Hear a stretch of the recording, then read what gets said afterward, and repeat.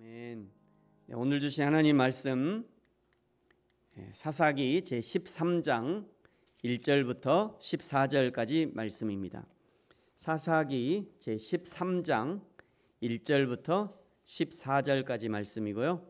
지금 읽는 것은 12절, 13절, 14절 이 세 구절, 12, 13, 14 이 세 구절 같이 한 목소리로 같이 천천히 읽겠습니다. 시작.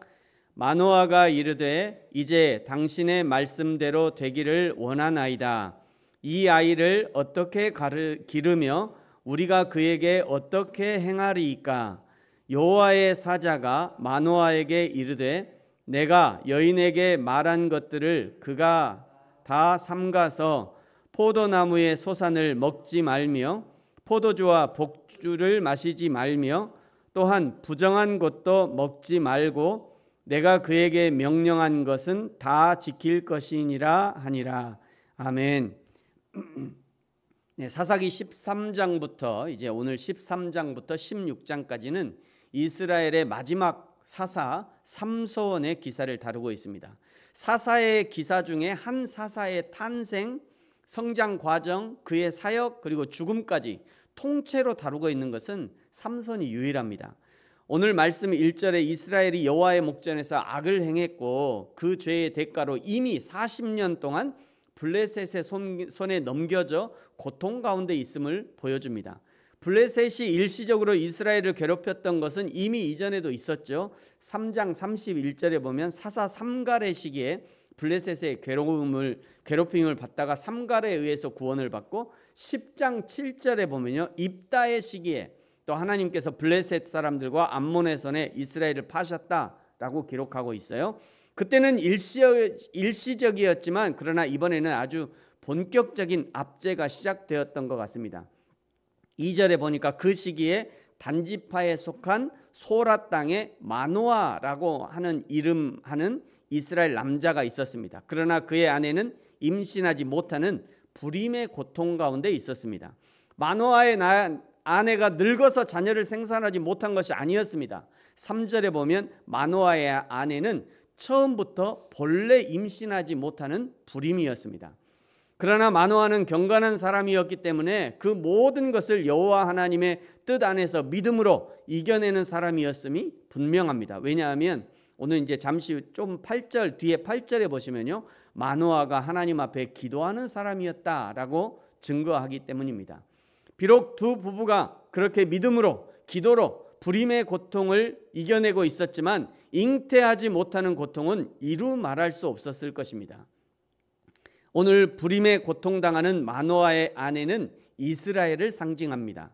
불임은 죄에 빠져 하나님의 생명에서 떠나 있는 상태를 보여주는 거죠. 스스로는 아무것도 할 수 없는 상태입니다. 이미 40년을 블레셋에게 고통당하는 이스라엘에게 희망이 보이지 않는 거죠. 불임이라는 거대한 벽 앞에 아무런 방법이 없었던 것처럼 죄라고 하는 이 벽 앞에 어떻게 헤어나와야 할지 알 수 없었던 것이죠. 그러나 하나님은 그 불임의 땅에 다시 새 생명의 씨앗을 심어주시겠다고 약속을 주십니다. 가장 절망이 깊은 그 시간에 희망의 미래를 열어주시는 거죠. 3절을 보시면요 여호와의 사자가 그 여인에게 나타나서 끝에 보면 이제 임신하여 아들을 낳을 것이다. 지금 우리는 불임의 시대를 살아가고 있는 것 같습니다. 정의의 불임이요 공의의 불임이요 복음의 불임이요 행함의 불임이죠. 지식적으로는 많이 알지만 그러나 그것이 열매로 나타나지 않는 그야말로 불임의 시대를 살고 있는 것입니다. 이런 시대에 어디에서 희망을 찾을까? 불임을 겪는 여인에게, 불임을 겪는 사회에, 교회에, 불임을 겪는 나 자신에게 희망이 있는 것이 아니라 이제 임신할 것이라고 약속을 주시는 여호와 하나님께 희망이 있는 것입니다. 이 생명의 약속과 함께 생명을 잉태한 자에게 합당한 의무도 함께 주어집니다. 4절을 보십시오. 그러므로 너는, 마노아의 아내는 이런 의미죠. 마노아의 아내 너는 삼가 포도주와 독주를 마시지 말며 어떤 부정한 것도 먹지 말지니라. 그러면서 5절에는요 태어날 아들이 태에서 나옴으로부터 하나님께서 바쳐진 나시린이 될 것이다, 구원자가 될 것이다, 이런 말씀입니다. 마노아의 아내는 나실인이 아니었습니다. 다만 그에게 태어날 삼손만 나실인이었습니다. 그런데도 그 어머니에게도 삼손에게 요구되는 것과 똑같은 규례가 요구된다는 것은 태아에게 미칠 영향력을 고려한 것이죠.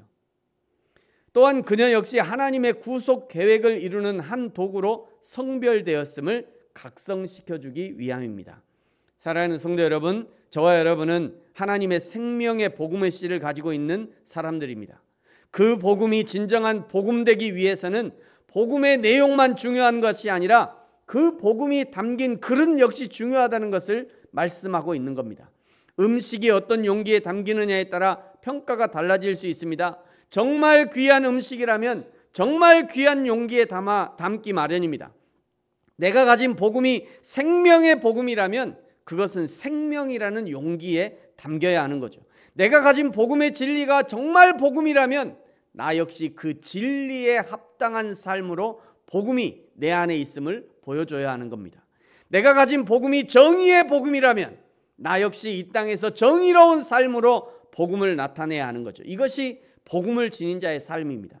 저와 여러분이 복음에 합당한 삶을 살게 되기를 예수님의 이름으로 축복합니다. 전적인 하나님의 은혜로 아들을 잉태하는 축복을 받았지만 그러나 마노아 부부에게는 앞으로 이스라엘을 구원한 민족의 구원자를 어떻게 키워야 할지 알 수 없었습니다. 그래서 그는 하나님 앞에 기도하고 하나님의 지도하심을 받습니다. 8절을 보시면요, 8절 후반절에 보면 우리가 그 낳을 아이에게 어떻게 행할지를 우리에게 가르치게 하소서. 9절에 보니까 여인이 밭에 앉아서 일할 때 하나님의 사자가 나타납니다. 10절 여인이 급히 달려가서 남편을 데려옵니다. 12절에 다시 한번 묻죠. 이 아이를 어떻게 하며 이 아이를 어떻게 기르며 우리가 그에게 어떻게 행하리까? 이 질문은 태어날 아기가 이스라엘의 구원자가 될 것이다, 나실인이 될 것이라고 말씀하셨기 때문에 그에 맞는 양육을 하기 위해서 묻는 겁니다. 저를 포함해서 우리는 언제 이런 기도해 보셨습니까? 아이가 부모의 가르침에 순종하고 아이가 잘 자라고 모범적으로 잘 자라고 무엇이든지 아주 습득을 잘하고 공부도 잘하고 건강할 때 그때 하나님이 원하시는 사람으로 양육할 수 있도록 하나님, 내가 저 귀한 아이를 하나님이 원하시는 사람으로 양육하게 주님 저에게 지혜를 주세요, 이렇게 기도하셨습니까? 아니면 이놈의 새끼가 그냥 해도 말도 안 듣고 공부도 안 하고 공부에는 취미도 없고 학교도 안 가려고 그러고 교회도 안 간다고 반항하고 그때 하나님 내가 저놈 새끼를 어떻게 키워야 됩니까? 우리의 기도는 과연 어느 때일까요? 아이가 잘하고 모범적으로 잘할 때 공부도 너무 잘해갖고 정말 하나님 제가 저 아이를 어떻게 하나님이 기뻐하시는 아이로 키워야 됩니까? 이렇게 기도합니까? 아니면 말 안 들 때 하나님 제가 저놈 새끼를 어떻게 키워야 됩니까? 이렇게 기도할까요? 우리는 과연 우리는 자녀를 위해 기도할 때 언제 이런 기도를 드려야 될까? 말할 것도 없이 아이가 순종적이고 모범적이고 공부 잘할 때 그때 하나님 앞에 자녀를 위해 기도해야 하는 거죠. 이 아이를 내가 어떻게 키울까요? 질문하는 이 마노아에게 하나님의 사자가 대답하는 것이 14절입니다. 14절을 보십시오. 포도나무의 소산을 먹지 말고 포도나무와 포도주와 독주를 마시지 말고 어떤 부정한 것도 먹지 말고 내가 너에게 명령한 것은 다 지킬 것이라. 마노아의 기도를 들으시고 하나님은 이 아이를 어떻게 키워야 할지 자세하게 알려주셨습니다. 그것은 민수기 6장에 나타나는 나실인의 규정에 복종하며 살아야 한다는 것이죠. 포도주와 독주를 마시지 말아야 합니다. 머리털을 밀지 말아야 합니다. 시체를 만지지 말아야 하는 것이죠. 내적인 그리고 외적인 정결의 상태를 유지해야 한다는 거예요. 마치 제물로 드려지는 양이나 염소가 상처나 병이 있어서는 안 되는 것 같은 그런 이치입니다. 나실인은 하나님의 영광을 위해 하나님의 역사를 위해 하나님께서 구별하신 사람이기에 내적 외적 정결을 유지해야 하는 것이죠. 사랑하는 성도 여러분, 이 시대를 사는 그리스도인은 하나님 앞에 나실인으로 부름받은 사람들입니다. 나 스스로도 나실인의 소명이 있는 것이며 우리의 자녀들 역시 이 시대를 나실인으로 살아야 하는 거죠. 독주와 포도주를 멀리 하십시오. 그냥 포도주를 얘기하는 게 아니라 정신을 혼미하게 하는 마약부터 시작해서 담배부터 시작해서 게임부터 시작해서 자기 정신을 혼미하게 하는, 컨트롤이 안 되는 그거 멀리 하라는 거예요. 포도주와 독주.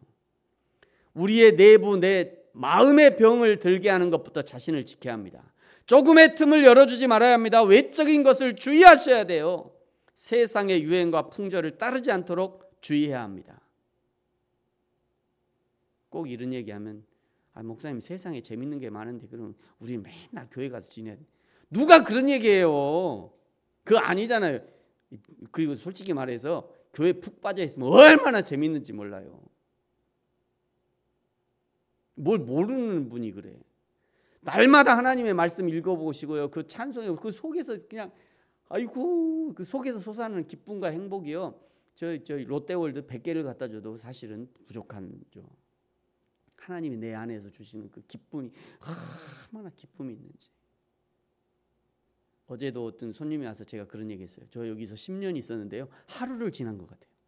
하루, 진짜로. 목회하는 기쁨이죠. 하나님을 섬기는 기쁨이에요. 성도를 섬기는 기쁨이죠. 그거면 되지 않겠어요?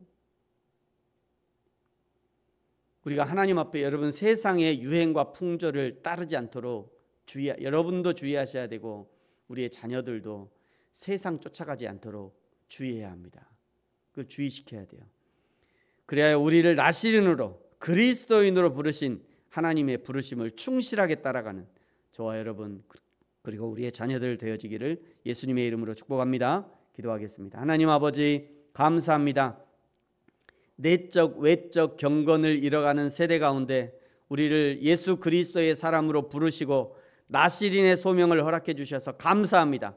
내적으로 외적으로 날마다 정결을 힘쓰게 하시고 날마다 성령을 따라 생활하며 성령께서 우리를 주장하시는 삶을 살 수 있도록 우리를 붙들어 주옵소서. 감사합니다. 예수님의 이름으로 기도합니다. 아멘. 하늘에 계신 우리 아버지여 이름이 거룩히 여김을 받으시오며 나라가 임하시오며 뜻이 하늘에서 이루어진 것 같이 땅에서도 이루어지이다. 오늘 우리에게 일용할 양식을 주시옵고 우리가 우리에게 죄 지은 자를 사하여 준 것 같이 우리 죄를 사하여 주시옵고 우리를 시험에 들게 하지 마시옵고 다만 악에서 구하시옵소서. 나라와 권세와 영광이 아버지께 영원히 있사옵나이다. 아멘. 계속해서 기도하겠습니다.